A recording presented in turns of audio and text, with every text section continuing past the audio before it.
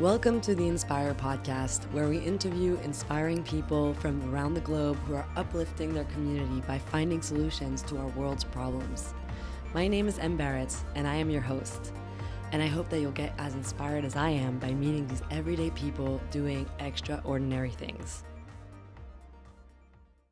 George Taktak is a social entrepreneur, mental health activist, artist, and he's also one of my very good friends.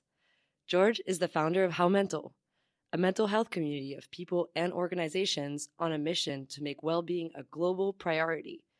How Mental is an app and a multi-platform community with close to 800,000 followers on Instagram. It's a hub to find resources and tools to take care of your mental health and fosters a community of support around the essential but unfortunately still sensitive topic. I always love speaking with George about his work because he is so passionate about breaking down the stigma of mental health and making it something that is accessible for everyone to talk about. I was so excited to have him on as a guest because every time we speak, I learn something new about him and his work. So I hope you enjoy our conversation as much as I have. Here is wonderful George. Hi. How are you doing?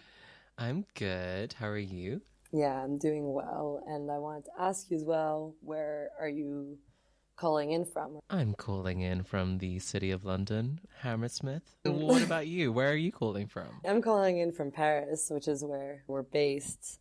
So I asked you to come on here because I want to talk to you about How Mental. One of the first questions that I wanted to ask you was if you could tell me a little bit about how Mental got started and how did it all begin. Yeah, sure. So I didn't intend to start How Mental. I think that's always amusing to me is when my emotions sort of fuels me to the point where it just feels like a necessity. And so in this case, I'd been in the mental health sector for a few years, unknowingly, really, because at the time I was initially creating an app to help my granddad who had dementia. So whilst developing this app, I ended up meeting a lot of other people who were in the mental health sector and kind of just became known as that person around the co-working space or, among my friends as the guy working in mental health. So one day I was in my co-working space and a friend of mine there came up to me and she said, "George, I know you work in mental health. I've been feeling super depressed. I don't know what to do. I don't know where to go. I don't know what I need. Do I just go on Mind's website? Is that it?" And Mind is this, really big mental health charity in the UK, super old school, very traditional. And it was really shocking to me because being in the sector, you really get to know every aspect of it. Like not just, the terminology around diagnoses, but you get to know how things work, what's good, what's not, where are the innovations leading to, like how does this whole thing really actually make any sense and how does it function, which, spoiler alert, it doesn't. But, I was shocked that people in general, like myself, had absolutely no idea what to do if they were ever in a predicament themselves when it came to their mental health. And I just got really angry because not only was I angry about the fact that people had no education on the subject, but also because there are so many amazing people working in the mental health sector who are creating and developing support, whether based in technology or otherwise, getting scientific validation around these things, which takes years to do. So really pouring their heart and soul into these things, only for the general public to have absolutely no idea where to find them or what's even right for them. So I just made How Mental, and I started it as a community on Instagram to bring together the people, individual advocates, as well as the organizations who are in the sector who want to get their word out there. And I wanted to bring them all into one place where we kind of empower each other's voices and at the same time just be a really simple way, like a gateway for people to access the support that they need. So that's how I started How Mental. Anger. It was really angry, like honestly, like it was fuel. So, but I feel like you can relate to that as, like someone that started their own thing. I think there was probably a big dose of anger in doing what you do too, right? Yeah, I mean, it was like, why are we only hearing one type of story told in one type of way? Why are we not hearing about the people who are working really, really hard, like you were saying, pouring their hearts and souls into causes to find solutions, and they get no press, they get no recognition, no one knows about them. People like you, people like other people in your space, like you were saying, the person in your co-working space didn't have access to because there's an access problem. Right. And so it seems like really that's what you're creating is that access. So I wanted to ask you, like, how does it work? Mm. So I guess before I go into that, I just want to mention on like, in terms of the access side of things, I think that the access was one really big part of it, but also this notion of what Mind, which is this, as I mentioned, like really traditional mental health charity stood for, and what that notion meant to me and how I felt about mental health. And I really basically completely disagreed with, or not just like like disagreed with, but just felt like it was so lacking, this idea that we need to turn to a charity to support our well-being is really off-putting. I think it's part of the stigma that comes with taking care of your mental health in general, is that we perceived ourselves to be some kind of charity case and in need of help and super vulnerable. And obviously we are all vulnerable and that's completely normal, but like no one wants to feel like they're going to a charity for support, even when it's what they need. So, how could we create a narrative that was more empowering than sort of being this like last resort thing that people go to, and actually just more accurate? Because the truth is, people shouldn't just be taking care of their mental health when it gets to the very end, when they're at their very last straw. They should be doing it continuously. They should be doing it in plenty of different ways.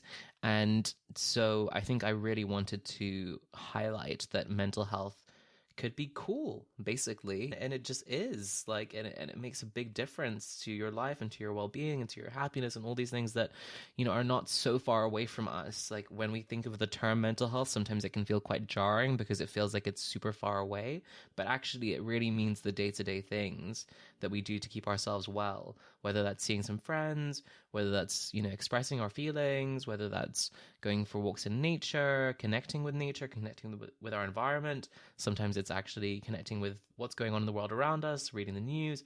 All those things contribute to our well-being. So it's just a lens, and I wanted to kind of show that that was a new part of the narrative that needed to be included and needed to be highlighted, because the previous narrative was doing it a disservice and people were not looking to access support because of it. So yeah, sorry, that was a tangent, but No, uh, it's really interesting because you're making the point of mental health being kind of a neutral term, whereas it usually is looked at like this negative thing. Like mental health is when you're like have mental illness, but it's not about mental illness. It's about mental health. Your mental health could be doing well, or it could be doing not so well, but it exists. And I right. think in a lot of the time, we don't take into consideration that mental health even exists. And it's not even something that we have or that we need to look after or take care of in our lives. And it seems like through the work that you're doing, you're really kind of being like, yeah, mental health is a thing. And there is so many ways to cater to it depending on where you're at, with that. And I mean, that's so important because it's just giving it the recognition that it needs, because it's something that we all have. And that's something that I've heard you say before as well. Yeah, definitely. I mean, I think it's even important for people to break down that idea of mental health, because even obviously it's a little bit more tangible to have the kind of notion that you've just mentioned of like, like it can be well or it can be not so well. It can be like all of these different things. And yes, that's completely true. But I think for me, I even find that can be a little bit difficult for people to grasp. I think sometimes the way that I see it is it's just literally our lens of reality. And so we're looking through this lens, And if this lens is really foggy and really like, broken, like imagine it like a sort of iPhone screen, when it's got shit on it and it's not that easy to use, or it's cracked over here. So you're kind of avoiding that thing and you're still going through it. But that's how you're looking at the world. And so when things happen, you react and respond to it based on the lens that you have. So to be able to kind of like wipe that really clean and allow it to be your lens through which you're viewing the world, and also as much of reality as possible, because God knows there is a reality, but it's super subjective. So yes, I think that that is what mental health really means to me. And I think that, hopefully that can be something which people understand and relate to, because, we all react kind of crazy sometimes, and that's cool. But like, what if you don't want to be acting so crazy all the time? What if you want to find your way of perceiving things, and what if you want to be at peace with that? And I think it's important to use the word crazy sometimes as well, because yes, like it's just another word, and I feel like we can do a lot and we can learn a lot about who we are and how we want to be by looking at that lens and cleaning it up a little bit. And that's what it means to take care of your mental health. Yeah, thanks. It's a really great definition of mental health. I've thought about the topic before, but I've never really looked at it that way. So it's really nice to hear your perspective. And I mean, you've been working in this field for a long time, so it's really valuable. All right, well then, to get a bit more into the practical side of things, can you talk to me about the platform? What does it do? How does it help people? Who's involved? For sure. So, yeah, no, sorry, I took you on a gajillion tangents over there, but No, that's you know good. how we love to do that. So, but yeah, so the platform itself is relatively simple in my head, but I think it's more complicated in reality. So, we've got four key pillars on which we base our support. So, we want to provide essentially whatever support you need, we want to help you find it. And so that comes in several different forms.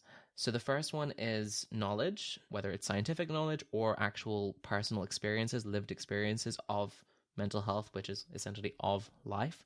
So we want to be able to give people different kinds of experiences, different kinds of truths, so that they can see where they might fit in. The second one is tools. Like I mentioned before, in the mental health sector, there's loads of different kinds of support. Even the notion that in therapy, I think people tend to hear about CBT, which is cognitive behavioral therapy, but there are obviously lots of different kinds of therapy. So finding the right tool for them is really important. So we provide lots of different tools, and we're not just talking traditional therapies like journals or meditation apps or, all kinds of devices, sizes, physical, digital, whatever it is. So yeah, all modalities, spiritual, not spiritual, we want people to find what's right for them. So we've got knowledge, we've got tools, we've got community, which is my favorite, because we all need community at the end of the day. There's this idea in mental health, and I think in Western culture in general, of this individualism. And I fundamentally don't believe in that. I think because my Middle Eastern heritage has always shown me the power of community and the power of knowing your neighbors and just having all these friends and people, and almost like different textures of relationships, like not just having really deep relationships, but having small relationships that also contain a lot of value and contain a lot of respect and everything in between. So I think community is really powerful for that. It also is so important in mental health because it lets us know that we're not the only ones who have, felt this way or who are struggling right now. In that in itself is support, just to know that they're not the only ones going through it. So yeah, so we've got knowledge, tools, community, and lastly, personalization. So we want to help people find exactly what's right for them, which I've now said several times, but I just think is so important. And we go the extra mile with it. Like, we want to create tools, we create quizzes, we create technology, all to help people really find out how they're feeling and find out what's out there that can match who they are, how they're feeling, and what they need to help themselves. So we've got a website which has all of this stuff. And we've also got an app that we are developing, which actually uses some of the elements that I created for the initial app that I was making to help my granddad with his dementia. And on Instagram, we've kind of got our main hub of activity. So we've got almost 800,000 followers. And, these are people who are all shapes and sizes, celebrities, non-celebrities. And I just think that these are, really well-intentioned people who care about not only their mental health, but also the mental health of other people and the planet. So yeah, we got people like Bella Hadid, people like Alanis Morissette. Baby Spice is my new recent favorite because I just love that she's there. I'm just like, this is great, let's get more conversations going. So yeah, I think that those are the kind of main things that we're doing right now. But yeah, we're also going to start doing some clothes, start doing some other fun things. So you'll have to wait and see what they are. Okay, that sounds exciting. Yes. Can't wait to see that. And yeah, thanks for explaining everything. I mean, it's really clear. I think it's really holistic, Mm. and I love to see it. I love to see it, and I love to see it grow. So yeah. Thank you. Well, I think it has to be holistic. You can't have it any other way. Like, people are so multidimensional and everything needs to be completely personal. So we got to be holistic, and that's not very easy. It requires a bunch more effort, but I think it makes a huge impact. Yeah, definitely. And speaking of impact, actually, I was going to ask you what has been the impact so far. I know you've talked about the community on Instagram, and I don't know if you've measured any type of impact or received any type of feedback, but I'd love you to share a little bit about that. Yeah, I mean, so online in general, we reach 10 million people a month. That's crazy to me, just like to be able to reach that many people. And whether they've just scrolled past our post on Instagram or whether they have signed up to our newsletter, there's a lot of different ways to engage with us. And I think like we need all of those. So someone who's just scrolled past your post could just be the next person that when they see another post, maybe they end up liking it and then maybe they end up going to your page. So the fact that we kind of have these long tentacles or tendrils out in the world is really powerful and important. I mean, I just think that we get messages all the time, like literally all the time, saying, you don't know how much your Instagram page means to me. That this newsletter has helped me so much to explain like my mental health to my boyfriend. All these kinds of things come into our inbox every single day, and that is absolutely incredible. It's hard sometimes because we're not doing something physical, so I feel like sometimes I feel like I'm still quite far away from it, but just to receive those personal messages sometimes means a lot. And I don't prioritize celebrities over anyone else, but I think it is important to see that people in the public eye are opening themselves up to talking about mental health because of all people, like they have the most attention on them, and so it could be really scary for them to want to do that. So the fact that they are doing that and that people see that and recognize that is having a huge impact. So yeah, I think that's about it in terms of impact. It's hard to say. It happens every day, and honestly, if there's one thing that I feel, it's that I never feel like I'm not helping people. I feel like I'm helping people every single day, which means the world to me, to be honest. That's great. Yeah, that's so beautiful, and it must be so helpful to you to keep going as well, to receive these messages, and it's kind of like receive that reciprocity that you're putting a lot of work out there, doing something that you really care about and that you think is really important, and seeing how it's helping others. I mean, I know for me it's definitely a fuel to keep going in life. That's really great, and I know that you are helping a lot of people, and it's really beautiful. Well, it's kind of bizarre because like actually being on Instagram is really, really important. Like people need free support. Like not everyone has the money to be able to actually like go and pay for the services that we are sharing as well. Like that's just how it is. So sometimes in many cases like that is the only support people are getting, which you Yeah, know. and it's also maybe even their entry point, maybe it's things that they've never even considered until they stumble upon some of the resources that you post on Instagram, and that sparks their curiosity. Maybe they identify with something. Maybe they're like, "Oh, that's me." And then you start actually researching these things, and then you might seek the help that you need. It's just Instagram is like, it's on social media, but it is the public sphere. So, yeah, It's most that's, people's news as well. yeah, it's where people see everything. So I think you're right. It's definitely really important.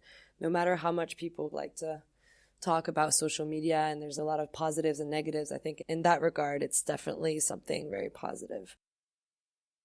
And okay, so one of the things that I wanted to ask you as well was, this is kind of a wide question. I quite like it though, which is, what is the most important thing or things to know about what you're doing, or how mental in that case? Actually, I was going to say something else, but I think like let's start with this one because we use a lot of humor in the way that we talk about mental health. We make light of it, and I think not just make light in terms of the levity side of things, but like actually like make light as in shine a light. And I think that that's really important for us to be able to process really difficult feelings. You know, when I lost my grandma a few years ago and I was grieving, I knew that, well, I didn't know this like inherently, but I learned that being able to laugh at life was going to be what helped me get through this, because otherwise I would just cry.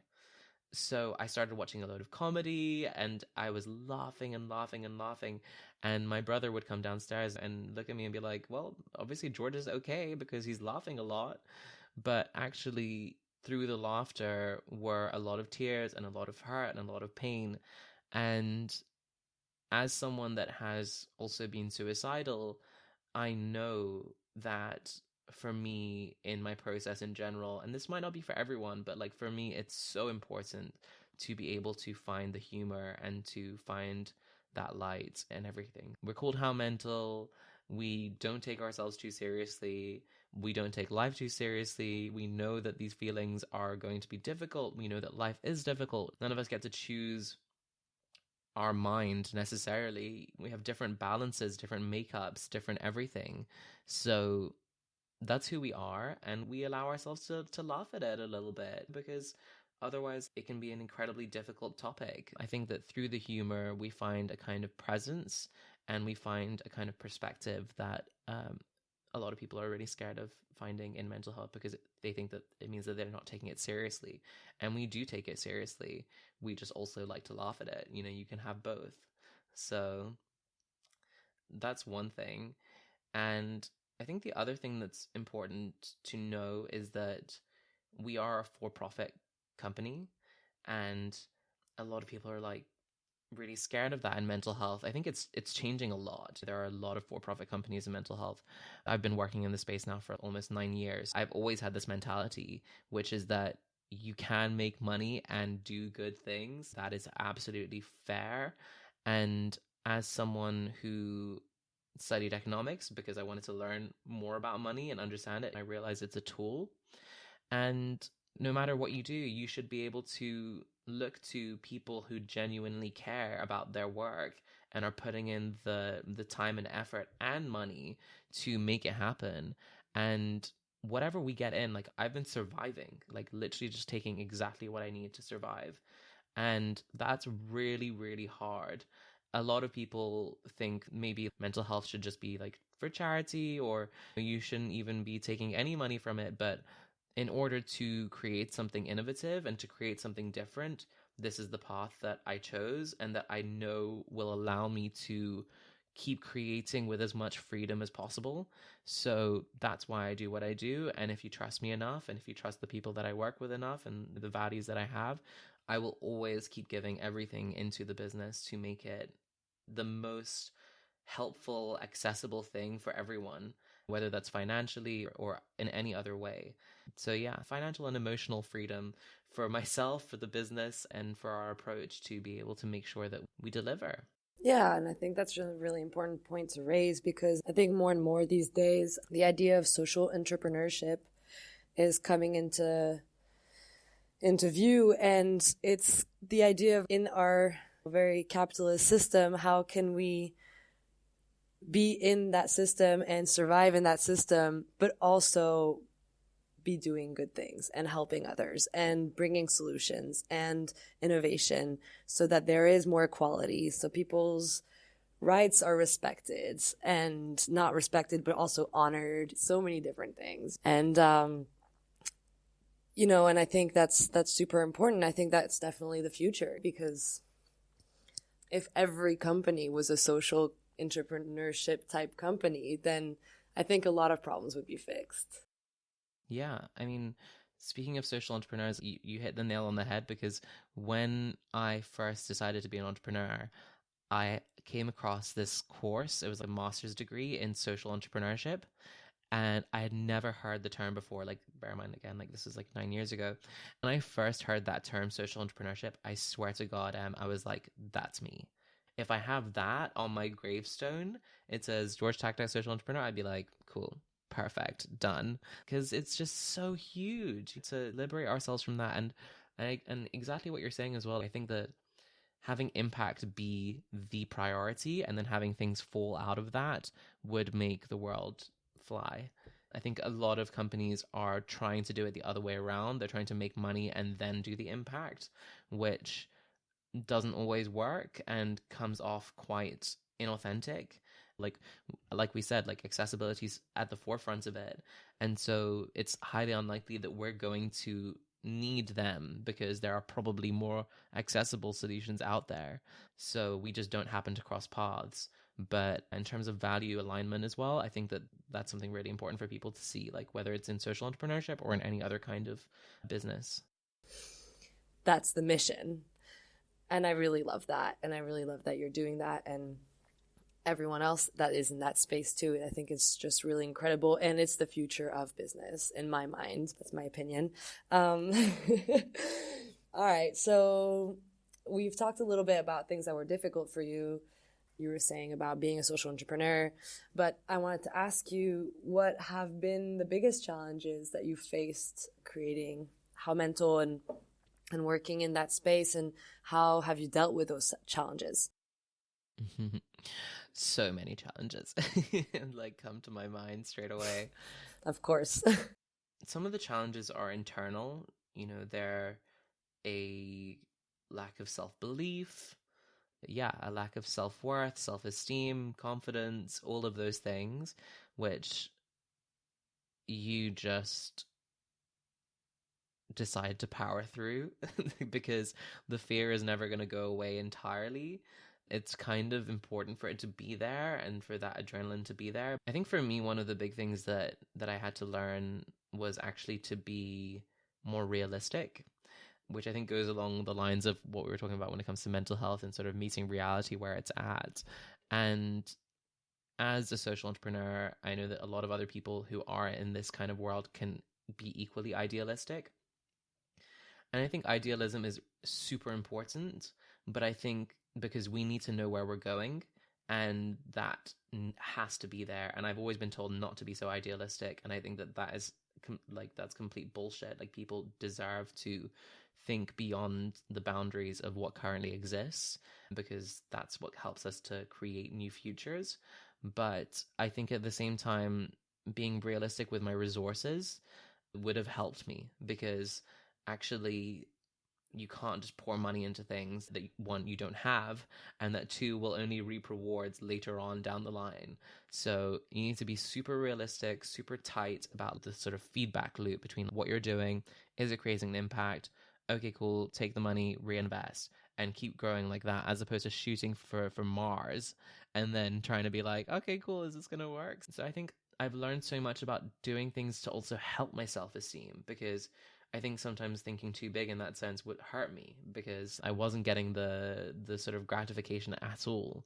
Um, that being said, I also just learned to trust things a little bit more and trust in the uncertainty. And I'm still here. I'm still okay, even though I've been through a lot. But I think that learning to do things that help my mental health first and then go into the business of helping other people's mental health has been a really important part. And then the last challenge, I think, especially with specifically what I do, using Instagram and using social media to get the word out there, to bring people together, you're using someone else's platform. It's not yours. And so with that comes limitations of things that you can say, of ways that you can do things, and they've got their own priorities. And who am I to say that Instagram shouldn't have its own priorities in terms of the way that it works, in terms of the way that it shows things to people? It's not my business, but I get to benefit from the things that they've done. So I have to work within that. And I think understanding the limitations and moving accordingly is has been really important to learn. And instead of just fighting things that you can't really fight, I've tried. Don't get me wrong, I've tried, and I think all comes back to be realistic again. So yeah. Okay, well then that brings me to the question then what are you hoping to achieve then with How Mental, and what are you trying to do? Well, I think in kind of a succinct way, I'd like to create a social network that is all based around your well being, where people feel liberated to share exactly how they're feeling, whether it's good, whether it's bad, whether they don't even know what it is. They can share it. I don't even like to say good and bad because they're just feelings. I want to use the communication and the data that social platforms are using today to just market people things that they don't need, but actually for us to kind of understand it and be able to use that to point people in the direction of different kinds of support that would actually help their mental health. So, whether that's therapy, whether that's meditation, really creating a continuous understanding of how people are feeling is so important and integral to getting them to the right support at the right time. And the right time is normally a lot before the time that we think is the right time. So, I think that that would be the aim. So, using AI, using technology to really empower that prediction and understanding. But I think on a more holistic level, I want everyone to be able to know that mental health is the priority, not only their priority, but actually society's priority. Because without that kind of sense of well being, I don't think that there's any way that we're ever going to make the changes that we need to make, whether that comes to the environment, whether that comes to homelessness, whether it comes to anything else. When we make mental well being and mental health our priority, then people will be able to see it and to live it and to breathe it and to feel it in every kind of interaction. And so, on a simple level, like I like to see it as like the whole planet having a kind of like a well being metric. Let's say instead of like the weather report, you have the well-being report. And so every day you can go on the news and you can see like the well-being report today is, you know, feeling super happy and bubbly in the UK. That will never happen. But I mean, hopefully super happy and bubbly in the UK. But the feelings in Japan are feeling, people's well-being in Japan is kind of diminishing. Why is that the case?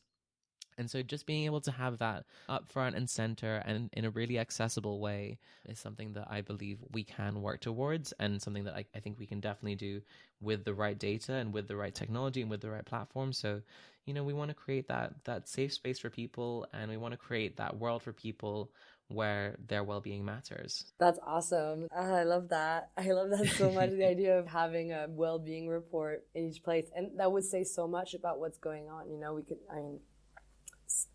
I love it. It's really interesting and really cool. And I hadn't heard of that before, so it's really awesome. So that leads me then to, while we're imagining a little bit what a future where mental health is part of everything, what is your vision for the future of How Mental? Um, Something that I've actually like thought about recently, and something that's been really important to me recently, is this idea of storytelling. And I think I've already mentioned this to you probably, but I fell in love with this idea that even when I pass away, or when whatever happens, there can be things that still persist that are my creations. And these beloved stories, whether they are like, Charlie and the Chocolate Factory or Lord of the Rings or any of these stories, and, all the other incredible work that exists out there beyond what a sort of 7-year-old child might say in the West, because like those are the examples that I've given. But yeah, like they will persist through time. And I think what I would like to do is I would like How Mental to persist and to kind of keep steering and keep learning and keep growing and keep evolving this sort of wave of awareness and self-awareness and awareness of others. And I think that's what it's here to do. It's always going to retain that kind of multiplicity and that kind of perspective, and that's the perspective that I have and that I can impart through this business and through this construct, and something that I believe can persist beyond me and beyond my lifetime. So basically I just hope that it's still there. That's what it's got to do. And I don't mean for that to, I think that there's a huge amount of ego involved in a lot of this idea of cheating death, and I really don't want to cheat death myself. Like, I think that it's fine. Like, I honestly don't even really want much attention. I want some gratitude for what I do, of course, but like, it's not about me. It's about this thing continuing to serve people and to meet their needs and to help them. Mm, yeah. Wow. Thanks for saying that. That's very powerful. I have literally no more words. I'm like, wow, that's so beautiful. Okay, but then I love what you just said, and I'm trying to picture it more on a practical way, and I'm having a hard time seeing it. So could you like develop a little bit more on that? Yeah. So I think this is just the beginning of the mental revolution. I think that we're going to continue to have so many more tools and so much more knowledge. I think this is like the idea of knowledge and stories that I didn't quite get to, which is that we have all of these myths and even like religious stories that are so embedded in our understanding. And that's what we do as human beings. We're not the only animals that do that necessarily. And like, apes learn from each other, and that learning and wisdom is passed down from previous generations. But that's something which I think is so important when it comes to helping people live, because people have done this before. Why should we be trying to figure everything out from scratch?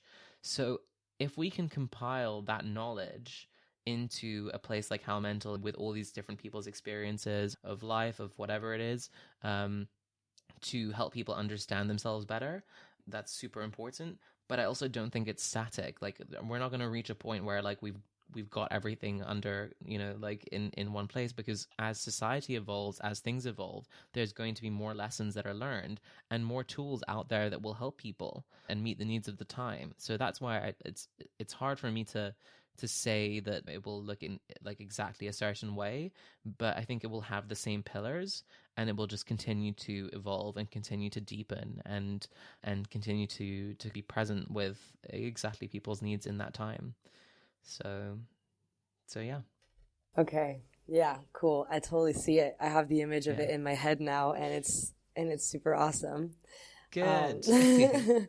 yeah, because it makes so much sense. And I can see how the framework of How Mental and what you're doing really just being like a space, whether it's on Instagram or on a website or through messages, or, it's a platform, it's a space where all of those things can come into it and compile and become resources. And resources are, like you said, they change, like every single year, new studies come out. People learn about, even when you were talking about therapy and how there's not just one type of therapy, like there's movements every decade or so. There's a new popular therapy that's going on, and everybody's doing that one, and they all kind of feed into each other and inform each other. So I can totally see how Mental can be that space to hold all of that. And that's really a beautiful image in my mind. And yeah. Yay. I really think so too. It is really quite stunning, quite beautiful. And just because you mentioned movements, I think it's funny because in my head I had this idea of movement, because obviously, we call ourselves a movement, but actually I was thinking about the fact that recently I've gotten into this sort of world of drama and acting and how therapeutic that can be. And obviously drama therapy exists, but I think what we're going to see is more and more like that sort of how can I put it? But like, instead of mental health being this kind of concentrated thing, but like seeing mental health in everything. And so being able to unlock more understanding about why is drama so important or so able to help people with their mental health. And And then you've got, why is singing so important? Why are any of these things important? Unlocking that understanding, unlocking that learning. There's just like whole worlds and universes that the traditional mental health sector has not tapped into yet. And so I just think that there's so much more for us to do, and that's going to be really fun. Yes. That's awesome. That's awesome. Okay, and then our last question was not the very last question, but it's my favorite question because it can really go any way, any direction. I think you know what's coming. I think I do too. So our tagline at the Inspire is inspiring people, inspiring people. And we consider each person that we interview and talk to be an inspiring person. So we want to turn the question back over to you and ask you, who inspires you? Hmm. So I did know this was going to be a question, and I still don't have necessarily an answer because there are just so many people that do inspire me. I used to feel very uninspired, actually. I think I used to feel like everyone that inspired me was dead, which is kind of not so far away from how I feel today, but I do think that you're changing that narrative for me, by showing me the inspiring people that exist. But I would say that one of the people that inspire me is Keith Haring. I mean, I just really got into his life probably a couple of years ago now.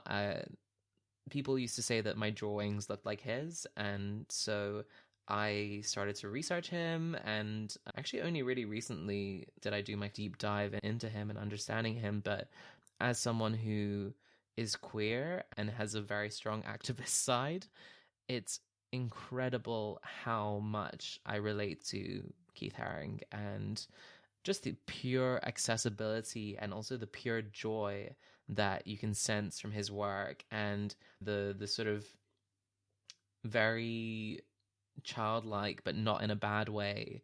I think that he allows for that and opens that and creates that, and I really like to imbue everything that I do with fun, everything that I do with this air of childishness, because we are still kids at the end of the day. And so I think he really showed me that was possible, and he just really allows me to kind of grow in my art, and because I'm an artist as well, so he allows me to grow in my arts but also allows me to sort of grow in my business and in my activism and in the way that I take part in the world. So I think he's definitely one of them. I think Audre Lorde is another one, just for pure incredibleness when it comes to writing and just overall intersectionality and just really trying to understand what makes society the way that it is.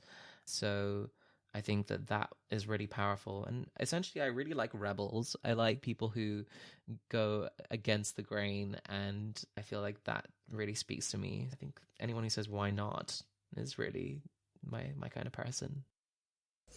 Yeah. Wow. These are big, big, big inspirations. I Yeah. love them. They're, yeah, big plug for Audre Lorde. If you haven't read Audre Lorde's books or any other type of writing essays, I do highly, highly recommend to look it up and pick it up because it's life changing. Yeah, Okay, I think and can I give a plug for Keith Haring as oh, well, because please, yes. just because I think that everyone feels like they know him because like we see his stuff everywhere, but if you really actually learn more about his story and the way that he created and get to kind of see that and understand that, you'll see that there's so much more. So definitely give him a bit of a dive as well if you're making the time. Yeah, definitely. Big plug to both of them. These are really big, really inspiring people. That was a great choice. I love that. Okay, and the very final last question is, could you share with us where your listeners can find you on the internet or elsewhere if it's not the internet? And how can people support what you're doing? So you can find me on at How Mental, obviously, and also at I Feel George, which is my sort of art account that I am just starting. So I'm really excited for that. I feel like I'm gonna even get to like share even more of me, which it's kind of hard to think of when you consider how much vulnerability I put into How Mental, and you know, all the stuff that I put in there. But yeah, there's just so many different sides to me, and I'm really excited to keep exploring them because we've only got one life, at least that we know of. So yeah, so you can find me on I Feel George or How Mental, and And these are on also Instagram. these are on Instagram. You can also just email me, george@howmental.com. I am pretty liberal about my email address, but also please respect my time and my energy as well. And otherwise, come find me in London. I'm here. I would love to meet you and to connect and to explore reality together. So, yeah. Okay, great. Thank you so much. It was so great to have this interview with you and talk with you and hear more about your work, learn new things about your work. And we've been friends for many, many years now. So it's every single time I speak to you about the work that you do, I learn something new. And it's very, very inspiring for me, actually. Thank you for accepting to come on and talk with me. Well, of course, I love you, and I am so excited for this journey that you're on. And if I can help in any way, then that's what I'm here for. So, you know, and it means a lot to hear that I can inspire you, because sometimes I don't feel inspired at all. And it does mean a lot to hear that and to feel that and to just be here. So thank you. Yeah. Of course. And I mean, one last thing I'll say is that, like we just mentioned, we've been friends for a while now, and I feel like a lot of connection happens through being inspired by the people around you. So, you know, of course you inspire me, and without you in my life, I might probably not be where I am today. So, voila. That's this is a great interview. Thank you so much for being my first guest. Have a great day and talk to you in a bit. All right. Okay, bye. Thank you for listening to the Inspirer podcast. If you like this episode, please subscribe and review our show. It helps us grow our audience. And if you want to know more, check out the article on our website, theinspired.news. And let's stay in touch. Follow us on social media using the handle The Inspired News.